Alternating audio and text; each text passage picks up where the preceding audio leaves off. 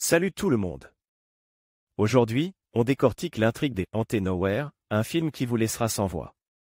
On commence par un braquage de station-service, commis par Kevin et Jody. Jody, impitoyable, tire sur le caissier. Fuite en voiture, et c'est le début d'un cauchemar. On suit ensuite Samantha, une femme enceinte perdue en forêt, qui trouve refuge dans une cabane isolée avec un jeune homme, Tom. Un troisième personnage arrive, Jody, blessé et amnésique. Le trio tente de s'échapper de cette forêt étrange, mais se retrouve constamment à la même cabane, comme pris au piège d'une boucle temporelle. Ils découvrent un bunker souterrain, des cartes allemandes de la Seconde Guerre mondiale et des rations. C'est là que les choses deviennent vraiment étranges. Chacun perçoit le lieu et le temps différemment, Samantha est en 1962, Jody en 1985, et Tom en 2011.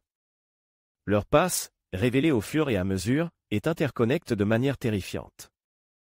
L'arrivée d'un homme-arme, parlant allemand, révélait une vérité choquante, il s'agit de Hans, le père de Samantha, et les trois personnages sont laissés par un destin tragique et répétitif. Samantha, Jody, et Tom sont les victimes d'une boucle temporelle familiale, hantée par des meurtres et des tragédies. Ils sont laissés par des liens de sang, mais aussi par des actes horribles.